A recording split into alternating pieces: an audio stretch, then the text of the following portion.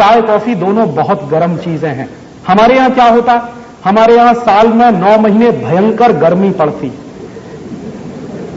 तो जिस देश में साल में 9 महीने भयंकर गर्मी पड़ती है, उसमें और गर्म चाय और कॉफी पी रहे हैं, माने सत्यानाश कर रहे हैं। और क्या सत्यानाश कर रहे हैं? अपने शरीर का, और अपने शरीर के साथ साथ देश का। देश का क्या सत्यानाश कर रहे हैं? परदेशी कंपनियां आपके देश में चाय कॉफी बेच रही हैं। पता है क्या होता है? चाय हमारे देश के किसान पैदा करते हैं, कॉफी भी हमारे देश के किसान पैदा करते हैं। ये परदेशी कंपनियां क्या करती हैं? हमारे किसानों से चाय खरीदती हैं 24 रुपए में किलो, और वो 24 रुपए किलो की चाय जो खरीदते हैं किसानों से, उसको हमें बेचते हैं 125 रुपए में 1 किलो। माने बीच का मुनाफा चला गया सब परदेशी कंपनियों में। क्या होता है? हर साल ये कंपनियां हमारे देश में 70 करोड़ किलोग्राम के आसपास चाय कॉफी बेचते हैं और हजारों करोड़ रुपया कमा के ले जाते हैं। आपको मालूम है, हम एक साल में जितनी चाय कॉफी पी लेते हैं, उतने में हमारे देश का 5,600 करोड़ रुपया विदेशी कंपनियों के हाथ में चला जाता है। तो सवेरे ही सवेरे हिंदुस्तान के खून पसीने की कमाई का 5,600 करोड़ परदेशी कंपनियों के हाथ में हम दे देते हैं, फिर कहते हैं भारत माता की जय। कहां से भारत माता जिंदा रहने वाली है? तो मैं आपसे निवेदन करने आया कि ये चाय कॉफी की अंग्रेजियत छोड़िए। तो आप पूछेंगे क्या पिए? हिंदुस्तानी बनिए, गाय का दूध पीजिए। गाय के दूध से बढ़िया दूसरी कोई चीज नहीं है पीने के लिए। तो आप पूछेंगे क्यों? अगर आप 5,600 करोड़ रुपए की चाय कॉफी पी रहे हैं, इतने ही पैसे का अगर गाय का दूध बिकना शुरू हो जाए इस देश में, तो कम से कम 1 करोड़ गाय पालनी पड़ेगी। और 1 करोड़ गाय अगर पालनी पड़ेगी तो 25 लाख गोपालक चाहिए, क्योंकि 4 गाय एक आदमी देख सकता। तो 25 लाख गोपालक अगर चाहिए तो 25 लाख लोगों को रोजगार मिल सकता है, उतने ही पैसे में जितने में हम चाय कॉफी पीकर हिंदुस्तान की बर्बादी कर रहे हैं। तो आप अपने शरीर को बर्बादी से बचा सकते हैं और हिंदुस्तान के 25 लाख लोगों को रोजगार दे सकते हैं 5,600 करोड़ का अगर गाय का दूध पीना शुरू करें। और एक दूसरी बात कि अगर 1 करोड़ गाय हम पालें और उसमें से इतना दूध पैदा हो, तो हर गाय 1 साल के अंदर खड़े खड़े 25,000 रुपए का ऑर्गेनिक फर्टिलाइजर पैदा करती है। गोबर जो देती है उसमें से 25,000 रुपए का खाद बनता एक गाय से। तो हर साल हिंदुस्तान में 25,000 करोड़ रुपए का खाद पैदा होगा। ये 25,000 करोड़ रुपए का खाद आपके देश के किसानों के काम में आएगा, और उस खाद से जो गेहूं पैदा होगा, चावल चना पैदा होगा, उसका टेस्ट आप भूल गए हैं, क्योंकि केमिकल फर्टिलाइजर भर भर के आपने खेत का नाश कर दिया। तो हम गाय का दूध पिएंगे, 5,600 करोड़ का दूध बिकेगा, 25 लाख लोगों को रोजगार मिलेगा, 25,000 करोड़ का ऑर्गेनिक फर्टिलाइजर पैदा होगा। ये सब काम इस देश में हो जाएंगे। एक छोटा सा काम आपको करना है, अंग्रेजियत को छोड़िए, चाय कॉफी बंद करिए।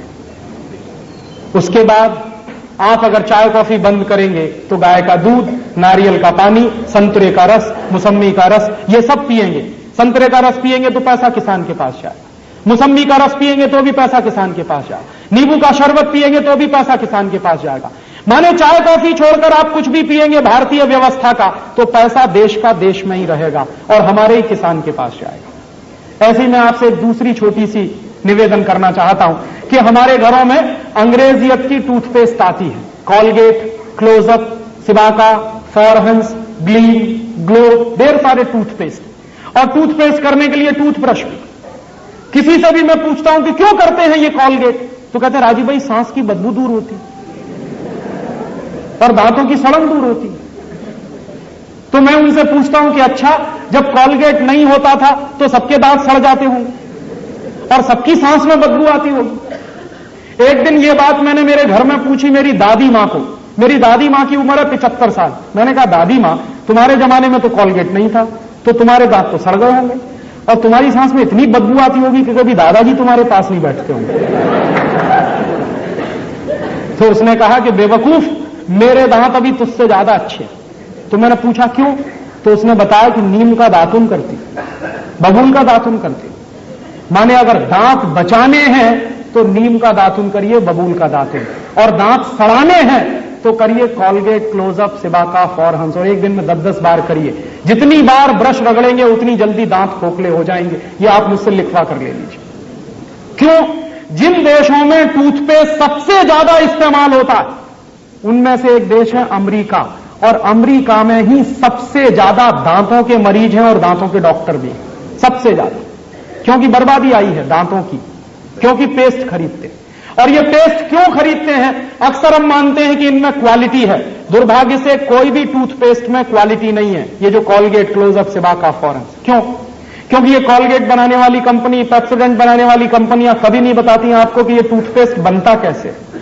कोई कंपनी अपने डिब्बे पे नहीं लिखती कि ये टूथपेस्ट कैसे बनाया। और ये भी जान लीजिए, किसी भी कंपनी के टूथपेस्ट को आईएसआई मार्क नहीं है। कॉलगेट को आईएसआई मार्क नहीं, पेप्सोडेंट को आईएसआई मार्क नहीं, क्लोजअप को आईएसआई मार्क नहीं। क्यों? क्योंकि ये बहुत ही रद्दी किस्म के टूथपेस्ट हैं। क्यों हैं ये रद्दी? ये कॉलगेट, क्लोजअप, सिबाका जैसे टूथपेस्ट बनते हैं मरे हुए जानवरों के हड्डियों के चूरे से। अंग्रेजी में हम कहते हैं डाई कैल्शियम फॉस्फेट। ये डाई कैल्शियम फॉस्फेट क्या है? मरे हुए जानवरों के हड्डियों का चूरा। और हम क्या करते हैं? रोज सवेरे ही सवेरे उठ के मरे हुए जानवरों का हड्डियों का चूरा अपने अपने मुंह से रगड़ते हैं, और फिर कहते हैं सांस की बदबू दूर हो रही है। बदबू दूर हो रही है कि बदबू आ रही है?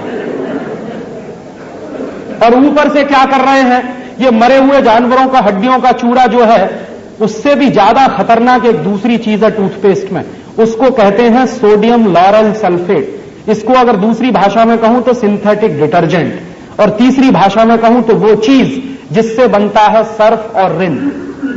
माने जिस चीज से कपड़ा धोने का साबुन बनता है वही चीज डाली जाती है टूथपेस्ट में। क्यों डालते हैं? झाग बनाने के लिए। हमारे यहां कुछ ऐसे बेवकूफ हैं जो मानते हैं कि जितना ज्यादा झाग बने उतना ही अच्छा टूथपेस्ट। तो उनसे मैं कहता हूं कि रिन से दांत साफ करिए, उसमें सबसे ज्यादा झाग बनता। यह बेवकूफी है। और एक तीसरी और खतरनाक चीज है टूथपेस्ट में। सिंथेटिक डिटर्जेंट के अलावा एक तीसरी खतरनाक चीज है, उसको कहते हैं फ्लोराइड।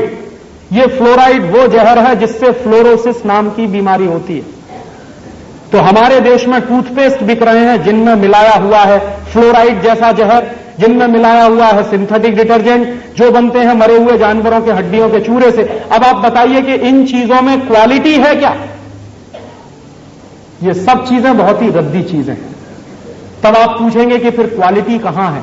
बेस्ट क्वालिटी है नीम का दातुन, बबूल का दातुन। जानते हैं क्यों? नीम एक ऐसा पेड़ है जो 24 घंटे ऑक्सीजन देता। हमारी प्रकृति में 3-4 ऐसे पेड़ हैं जो 24 घंटे ऑक्सीजन देते हैं। तुलसी, नीम, पीपल और बड़। तुलसी को घर के आंगन में क्यों लगाते हैं? क्योंकि ऑक्सीजन मिलता। नीम को घर के दरवाजे पे क्यों लगाते हैं? क्योंकि ऑक्सीजन मिलता। उस नीम के दातुन में है ऑक्सीजन, और आपको सबसे ज्यादा जरूरत है ऑक्सीजन की। हमें हमेशा जरूरत है ऑक्सीजन की। तो आप नीम का दातुन करते हैं तो आपको मिलता है ऑक्सीजन। और उससे भी बढ़िया एक दूसरा काम होता, जितनी देर आप नीम का दातुन चबाएंगे उतनी देर आपके मुंह में लार बनेगी, सलीवा बनेगा। और जितना ज्यादा सलाइवा बनेगा उतना ही अच्छा आपका डाइजेस्टिव सिस्टम रहेगा। और जितना अच्छा आपका डाइजेस्टिव सिस्टम रहेगा उतना ही बीमारियां आपसे दूर रहेंगी। क्योंकि 90% बीमारियां पेट की गड़बड़ी से होती। पेट की गड़बड़ी को दुरुस्त रखने में नीम के दातुन से बढ़िया दूसरी कोई चीज नहीं। तो आप नीम का दातुन करिए, बबूल का दातुन करिए, बेस्ट क्वालिटी आपको मिलेगी। आपको शायद मालूम नहीं है, अमेरिका में, जर्मनी में इस समय कैंसर की सबसे अच्छी दवा नीम से बनती है। लेकिन अमेरिका में नीम नहीं है, होता ही नहीं है वहां। जर्मनी में भी नहीं होता। तो कहां से जाता है? हिंदुस्तान से जाता है। यहां से जाता है नीम, उसमें से निकालते हैं नीम का तेल, उससे बनाते हैं दवाएं। और वो दवाएं पता है अमेरिका में किस भाव में बिकती हैं? नीम से बनाई हुई अमेरिका में कैंसर की एक गोली 980 रुपए की है इस समय। और अमेरिका की वो कंपनी क्या सोचती है कि उनके देश में तो नीम होता नहीं, तो हिंदुस्तान में नीम होता है। तो उसने क्या किया? नीम पर पेटेंट करवा लिया। और नीम पर पेटेंट करवा के वो इंतजार कर रहे हैं कि कब हिंदुस्तान में कोई ऐसी सरकार आए जो अमेरिका के उस पेटेंट को हिंदुस्तान में भी मान्यता दे, तो हमारा सारा नीम उनके कब्जे में चला जाए। आपको मालूम नहीं है, बेस्ट क्वालिटी हमारे पास है। और ये मालूम क्यों नहीं है? जब से घर में इडियट बॉक्स आया है, जिसको आप टेलीविजन कहते हैं, उसको मैं इडियट बॉक्स कहता हूं। वो कभी जाहिरात नहीं देता नीम के दातुन की। कॉलगेट की जाहिरात रोज आती है, दिन में 50 बार आती है, 100 बार आती है, लेकिन नीम के दातुन की कभी नहीं आती। जिसमें बेस्ट क्वालिटी है वही कभी नहीं बताता। और हमने भी क्या किया है कि हमारे देश में हजारों साल से ये नीम का दातुन होता आया, आज हमने मान लिया कि वो बेवकूफी है। अब स्मार्टनेस किसमें है? जानवरों की हड्डियों का चूरा रगड़ने में स्मार्टनेस, और बेस्ट क्वालिटी नीम का दातुन करने में बेवकूफी लगती है। इसलिए आप करिए नीम का दातुन, बबूल का दातुन। एक बार मैं ऐसा लेक्चर दे रहा था बंबई में, एक विद्यार्थी ने कहा, राजीव भाई आपकी बात समझ में आई, हम सब नीम का दातुन करेंगे, तो आप बताइए कि हिंदुस्तान का नीम तो खत्म हो जाएगा, क्योंकि 96 करोड़ लोग हैं इस देश में, सब नीम का दातुन तोड़ेंगे तो ये तो खलास हो जाएगा। तो मैंने उसको जो जवाब दिया वही आपको कह रहा हूं कि नीम खत्म नहीं होगा अगर हम एक छोटा सा काम और करें। आजकल क्या होता है, हमारे बच्चों के जन्म दिवस आते हैं तो हम क्या करते हैं, कहीं से केक खरीद लाते हैं, फिर मोमबत्ती खरीद लाते हैं, केक के चारों तरफ मोमबत्ती लगाते हैं, पहले दिया सलाई से उसको जलाते हैं, फिर फूंक मार मार के बुझाते हैं। आपको मालूम है भारतीय संस्कृति में दीपक कब बुझाते हैं?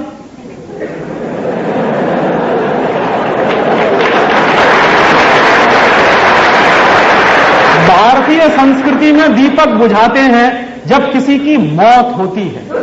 हम क्या कर रहे हैं, जिसका जन्मदिन मना रहे हैं उसी के मरने की तैयारी भी कर रहे हैं। और ये आया कहां से है? अंग्रेजियत से आया है ये तंत्र। तो इस बेवकूफी की अंग्रेजियत को छोड़िए। तो आप पूछेंगे फिर क्या करें? अपने बच्चों का जन्मदिन मनाइए, घी के दीपक जलाइए, बुझाते नहीं है। भारतीय संस्कृति में दीपक जलाया जाता है, तो दीपक जलाइए। और एक दूसरा छोटा सा काम और करिए कि अपने बच्चे के नाम से उसके जन्मदिन पर एक नीम का पौधा लगाइए। तो आपके अगर मान लीजिए एक बच्चा है और उसके 50 जन्मदिन आए, भगवान से मैं तो कहता हूं कि 100 आए, लेकिन अगर 50 भी जन्मदिन आए तो वो 50 नीम के पेड़ लगाएगा। और हिंदुस्तान में 96 करोड़ की आबादी है, हर साल 96 करोड़ नीम के पौधे लगेंगे। और आपको मालूम नहीं है, एक नीम का पेड़ अगर 10 साल तक खड़ा रहे, उसको कोई काटे नहीं, तो 15 लाख रुपए की ऑक्सीजन देता। तो अगर हमारे बच्चे ने 50 नीम के पेड़ लगाए अपने पूरे जीवन में, तो 7.5 करोड़ रुपए की ऑक्सीजन पैदा होगी। इतना बड़ा काम होगा। और वो ऑक्सीजन काम किसके आएगी? हमारे। और नीम का दातुन हम सबको मुफ्त में मिलेगा। दातुन को कभी भी एक बार करके मत फेंकिए, एक बार किया उसको काट के पानी में डाल के रखिए, दूसरी बार भी काम आएगा। एक दातुन को मैं कम से कम 1 हफ्ते चलाता हूं। एक बार मैं ये बता रहा था तो IIT का एक स्टूडेंट खड़ा होगा, कहने लगा, क्या राजीव भाई उल्टी उल्टी बातें बताते हैं, एक दातुन को बार बार कैसे करें, गंदा नहीं लगता? तो मैंने कहा, भाई जरा ये बता कि एक टूथब्रश को कितनी बार करता?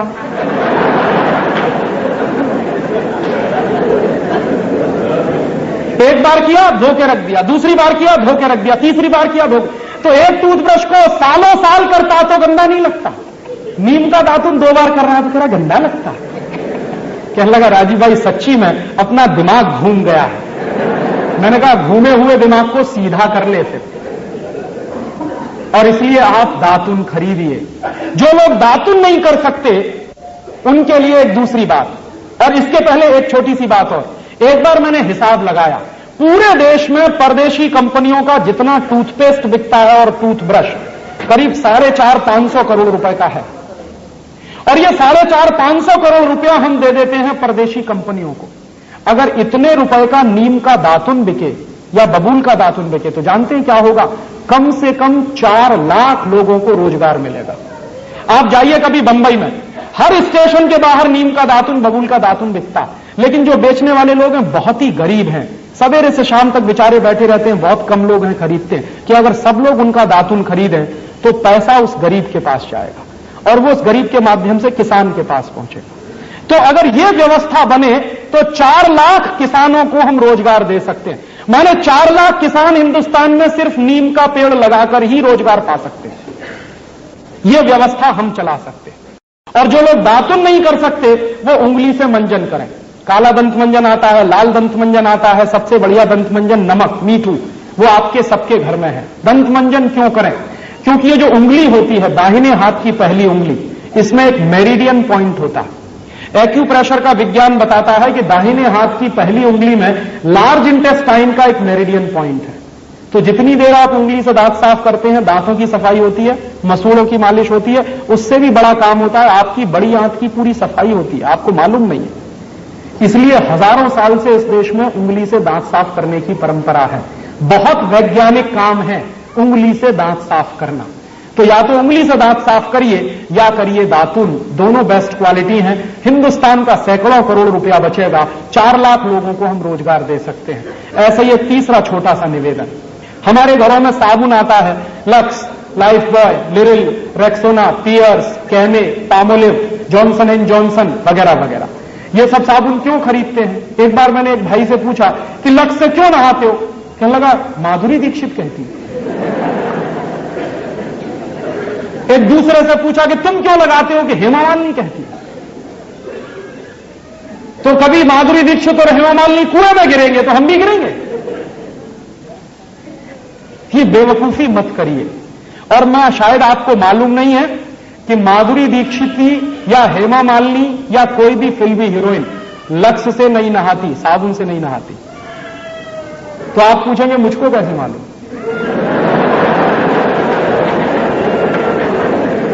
मुझको पता चला अभी कुछ दिन पहले, बंबई में मेरा एक व्याख्यान हुआ था जुहू में। और जुहू वो जगह है जहां हिंदुस्तान के ये फिल्मी हीरो हीरोइन ज्यादा रहते हैं। व्याख्यान कैसे हुआ? एक कोई फिल्मी हीरो है, उनका नाम है धर्मेंद्र। उन्होंने मेरे व्याख्यान के कैसेट सुने। मेरे व्याख्यान के कुछ 10 कैसेट निकले हैं, तो उन्होंने सुने और उन्होंने तुरंत फोन किया कि मैं राजीव दीक्षित से बात करना चाहता हूं। मैंने कहा मैं बोल रहा हूं। तो कहने लगे आपके 10 कैसेट सुनने के लिए मैंने 10 घंटे गाड़ी चलाई और घर नहीं गया जब तक कैसेट खत्म नहीं हुए। मैंने कहा बहुत अच्छी बात है, क्या लगा आपको? मैं आपका एक व्याख्यान करना चाहता हूं। मैंने कहा जरूर करिए, मैं आऊंगा। क्या आपकी फीस क्या है? मैंने कहा मैं फीस नहीं लेता कभी व्याख्यान के लिए। कहने लगा अच्छा फिर तो मुझे खुशी है, आप आइए। मैंने कहा जरूर आऊंगा, एक ही शर्त है कि जितने फिल्मी हीरो हीरोइन है उनको सबको बुलाइए ज्यादा से ज्यादा। तो उन्होंने कहा मैं कोशिश करता हूं। तो क्या हुआ, उनका एक बंगला है लोनावाला में, पूना और बंबई के बीच में, वहां उन्होंने व्याख्यान रखा। मैं गया, ज्यादा लोग तो नहीं आए, कुछ 25-30 लोग आए थे। उनके बीच में मीटिंग हुई, बातचीत हुई, बहुत सारे सवाल पूछे। जब खत्म हो गए उनके सवाल तो मैंने उनसे कहा कि अब मैं एक सवाल पूछूंगा। तो हेमा मालिनी से मैंने पूछा कि आप मुझे बताओ कि लक्स से नहाती हो? नहीं। लाइफ बॉय से नहाती हो? नहीं। कैने से नहाती हो? नहीं। लिरिल से नहाती हो? नहीं। मैंने कहा आप नहाती भी हो? तो कहने लगी नहाती तो रोज हूं। मैंने कहा फिर किससे? तो उन्होंने बताया चने के आटे में मलाई डाल के नहाती हूं, माने बेसन में मलाई डाल के नहाती हूं। तो मैंने कहा अगर आप बेसन में मलाई डाल के नहाती हैं तो ये बात पूरे देश को क्यों नहीं बताती? कहने लगी डर लगता। मैंने कहा क्या डर लगता? कि अगर हिंदुस्तान की सभी बहनों ने बेसन में मलाई डालकर नहाना शुरू किया तो सब हेमा मालिनी हो जाएंगे। तो मेरी तो कुर्सी खतरे में पड़ जाएगी। तो आप ये जान लीजिए कोई भी फिल्मी हीरोइन साबुन से नहीं नहाती। क्यों? उसका कारण है, जितने साबुन हैं वो बनते हैं कास्टिक सोडा से, और कास्टिक सोडा शरीर की त्वचा के लिए बहुत खराब होता है। और आप ये चाहें तो प्रयोग करिए, साबुन से नहाइए, नहाने के 20 मिनट के बाद जब आपका शरीर सूख जाए तो नाखून से ऐसे लाइन खींचिए, सफेद रंग की लाइन खींचेगी। और आजकल ठंडी का दिन है, साबुन से नहाइए, 10 मिनट बाद आपका पूरा चेहरा सफेद सफेद हो जाए। क्यों? उसमें जो कास्टिक सोडा है वो आपकी शरीर की त्वचा से चिपक जाता है, चाहे जितना पानी डालिए धुलता नहीं। इसलिए साबुन सबसे रद्दी चीज है। तब आप पूछेंगे बेस्ट क्वालिटी क्या है? बेस्ट क्वालिटी है मुल्तानी मिट्टी। मिलती है अभी भी इस देश में, खरीद लाइए बाजार से। क्या करें उसका? मुल्तानी मिट्टी को दही में डाल दीजिए रात को, या दही की ताक में डाल दीजिए, सवेरे तक एकदम मुलायम हो जाएगी।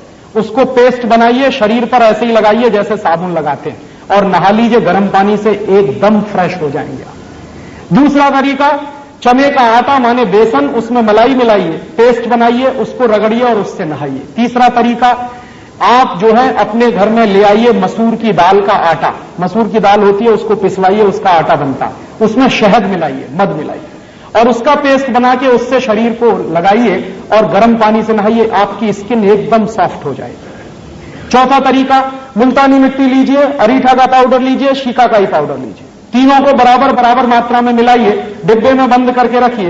1 साल तक इसका कुछ नहीं बिगड़ता। नहाने के 20 मिनट पहले 1 चम्मच पाउडर 1 गिलास पानी में डाल दीजिए और उस पानी से पहले सिर के बाल धो लीजिए, आपके बाल टूटना बंद हो जाएंगे। और फिर उसी पानी से शरीर से नहा लीजिए, आप कोई साबुन लगाने की कभी जरूरत ही महसूस नहीं होगी। और आपको मैं बताऊं, सबसे अच्छा आपके यहां अकोला में गाय के गोबर से एक साबुन बनता, और गाय के गोबर से जो साबुन बनता है, पिछली बार मैं आया था यहां से खरीद के ले गया था और मैंने मेरे सब दोस्तों को बांटा, मैं भी नहाता हूं। मैं आपको सच बताऊं कि उस साबुन से नहाने के 10 मिनट के बाद शरीर में से खुशबू निकलती।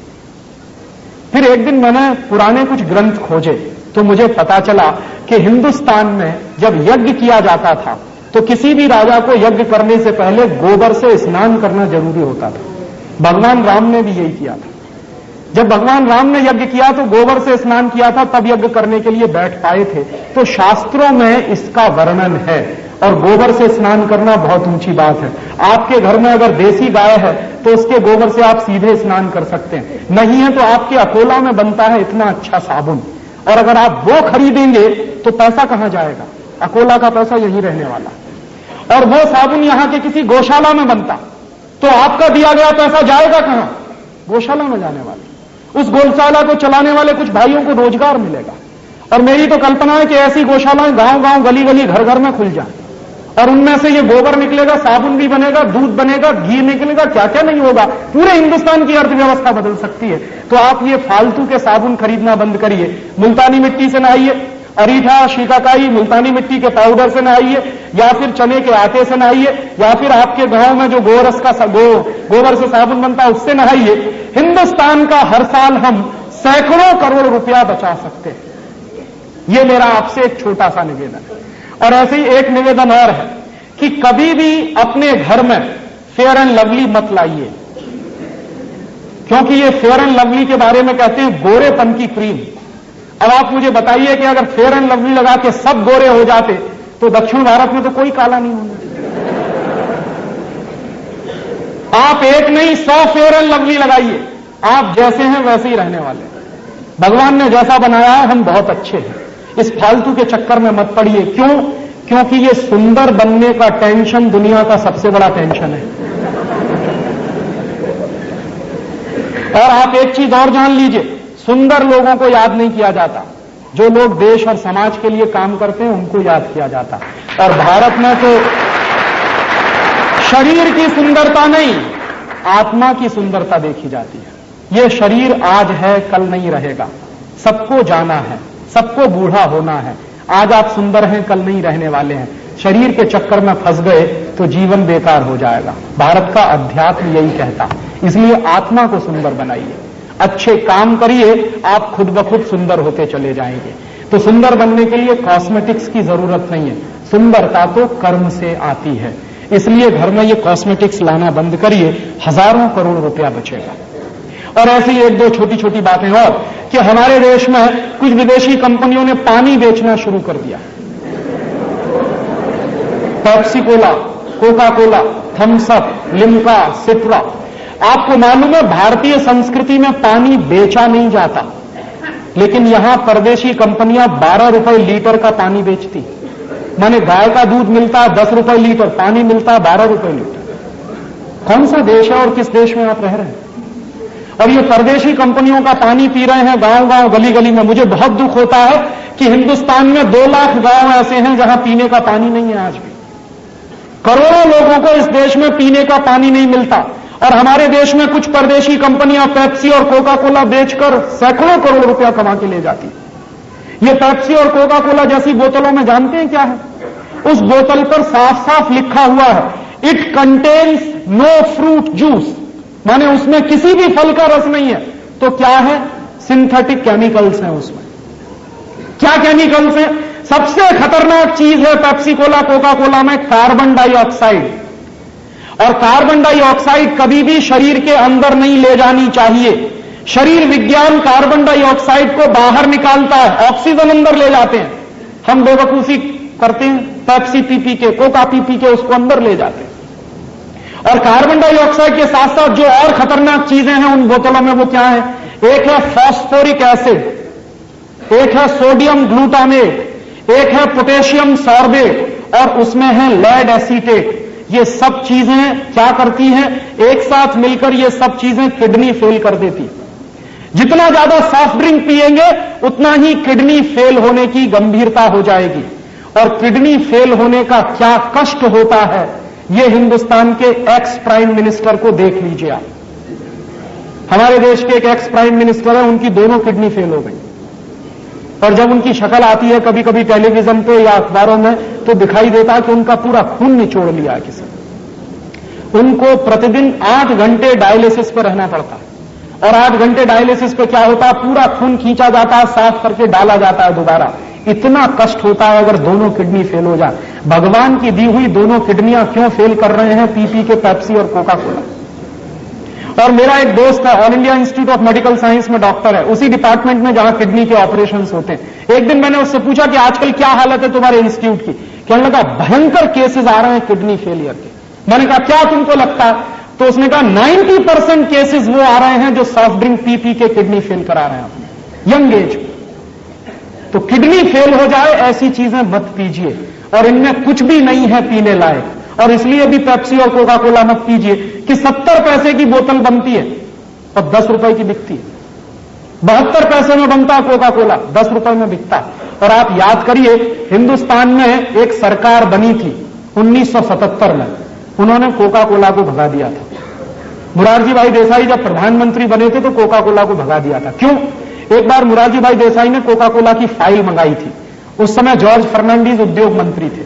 तो हुआ क्या था कि कोका कोला की फाइल मंगाई और पूछा कि ये कंपनी क्या है, क्या करती है, क्या करती है, क्या बेचती है। तो पता चला कि कोका कोला कंपनी आई थी 1966 में, 6.5 लाख रुपया लेके आई थी अमेरिका से। और जिस साल मुरारजी भाई की सरकार बनी थी उस साल कोका कोला कंपनी का नेट प्रॉफिट 18 करोड़ का था। तो मुरारजी भाई ने कहा ये करती क्या? पानी बेचती। उस पानी की हमको जरूरत है कि नहीं? बिल्कुल जरूरत नहीं। तो उन्होंने कहा भगाओ उसको, हमें इसकी कोई जरूरत नहीं। और कोका कोला कंपनी को नोटिस दिया गया और कोका कोला कंपनी ने हिंदुस्तान छोड़ा। बिना एक पैसे का मुआवजा दिए हुए कोका कोला को भगा दिया था हिंदुस्तान से। वही कोका कोला फिर घुस गया है इस देश में, और उसके बाद अब पेप्सी कोला भी घुस गया। और ये क्या कर रहे हैं? एक साल में पेप्सी कोला कंपनी का नेट प्रॉफिट 240 करोड़ रुपए का है और कोका कोला कंपनी का एक साल का नेट प्रॉफिट 260 करोड़ रुपए का है। एक साल में इन दोनों कंपनियों का 2000 करोड़ रुपए का सॉफ्ट ड्रिंक बिकता है हमारे मार्केट में। पैसा बर्बाद हो रहा है। और पहले क्या था कि कुछ हमारी स्वदेशी कंपनियां भी थी, अब इन दोनों कंपनियों ने सबको हड़प लिया।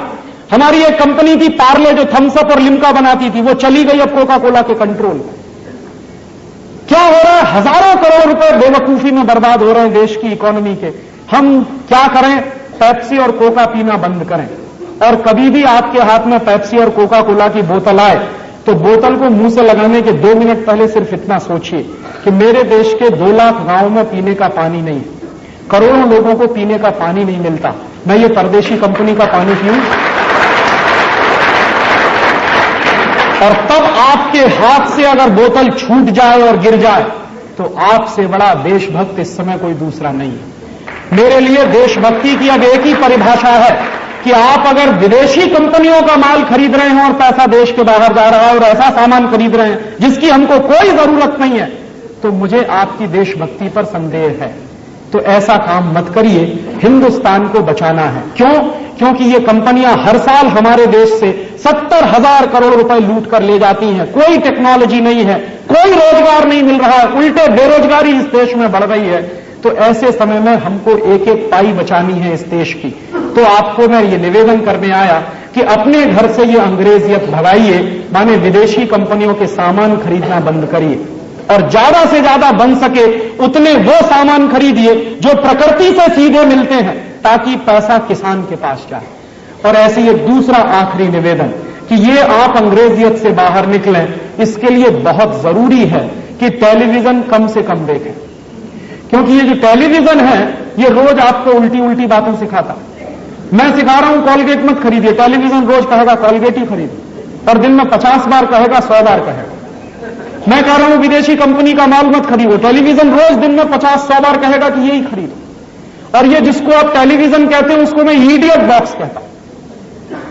क्यों है ये इडियट बॉक्स? क्योंकि ये इडियट बनाता है आप। एक उदाहरण देखिए, टेलीविजन पे एक जाहिरात आता है, क्या कहते हैं? हाय मैं कॉम्प्लान बॉय। फिर एक बेटी कहती है हाय मैं कॉम्प्लान गर्ल। इसका मानी क्या है? मैं कॉम्प्लान का बेटा हूं और मैं कॉम्प्लान की बेटी हूं। और कॉम्प्लान क्या है? टिन का डिब्बा।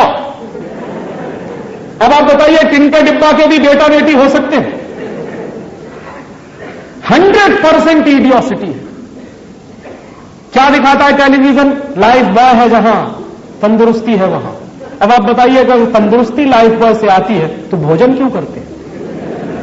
आज से भोजन करना छोड़िए और एक एक लाइफ बॉय खरीद लीजिए और दिन में 10-10 बार रगड़िए, सबकी तंदुरुस्ती बनी।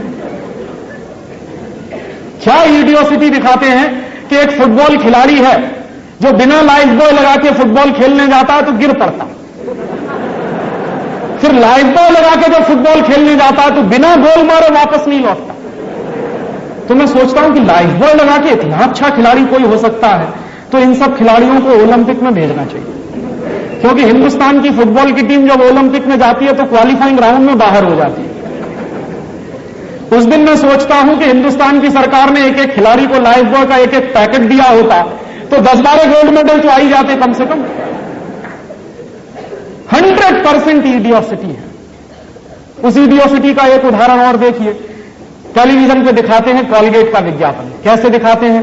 दो पति पत्नी साथ साथ चल रहे हैं, थोड़ी देर के बाद पत्नी मुंह फेर लेती है और अपनी सहेली से कहती है कैसे कहूं इनकी सांस में बदबू आती है। तो उसकी सहेली कहती है सांस में बदबू, चल मेरे साथ। दोनों डॉक्टर के पास जाते हैं। डॉक्टर साहब कहते हैं अरे कॉलगेट का सुरक्षा चक्र तो अपनाया नहीं, सांस में बदबू तो आएगी। तो उनके घर में कॉलगेट आ जाता है। उनके मिस्टर जिनकी सांस में बदबू आती है वो कॉलगेट रगड़ते हैं। कॉलगेट रगड़ने के बाद दिखाते हैं उनकी पत्नी उनके नजदीक आ जाती है और नीचे एक लाइन लिखते हैं दूरियां नजदीकियां बनी। जानते हैं इसका मतलब क्या है? इसका मतलब है कि दो पति पत्नी अगर कॉलगेट नहीं करेंगे तो दूर दूर रहेंगे, कॉलगेट करेंगे तभी नजदीक आएंगे। अब आप बताइए, भारतीय संस्कृति में कहते हैं कि पति पत्नी का रिश्ता परस्पर प्रेम, परस्पर विश्वास, परस्पर सद्भाव पर टिका होता है। अब ये इडियट बॉक्स कह रहा है नहीं, कॉलगेट टेस्ट पर टिका हुआ। इसलिए ये इडियट बॉक्स है। और ये इडियट बॉक्स क्यों है? अभी आपने कहा तो मुझे याद आ गया, एक विज्ञापन आता है टेलीविजन पे, घर की बढ़े शान पड़ोसी की जले जान। तो है पड़ोसी की जान जलाने में, पता है कैसे? भला उसकी कमीज मेरी कमीज से सफेद कैसे?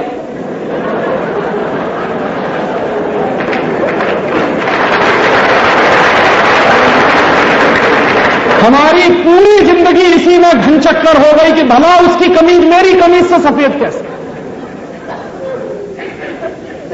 गया हो गया बंटाधार भारतीय संस्कृति। इसलिए मैं कहता हूं कि ये टेलीविजन देखना कम से कम करिए।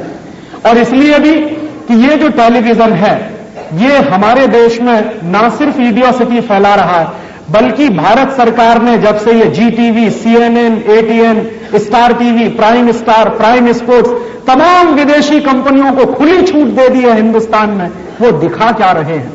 आपके बच्चों को वो सब दिखा रहे हैं जो नहीं देखना चाहिए।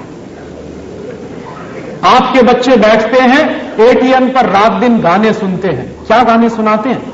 चोली के पीछे क्या है? चीज बड़ी है मस्त मस्त। अब आप बताइए कि आपका 3 साल का बच्चा, 4 साल की बेटी, 5 साल के बच्चे रोज रोज ऐसे ही गाने सुने और रोज रोज ऐसी ही चीजें देखें तो जरा सोचिए कि वो क्या बनेंगे। क्योंकि दुनिया भर के वैज्ञानिक एक ही बात कहते हैं कि बच्चे जो देखते हैं, जो सुनते हैं, वही करते हैं। फिर तो रात दिन आपके बच्चे अगर ऐसे ही गंदे गंदे गीत सुनेंगे, ऐसे ही गंदे गंदे सीरियल देखेंगे, जरा बताइए तो सही कि टेलीविजन के सीरियल्स कैसे हैं?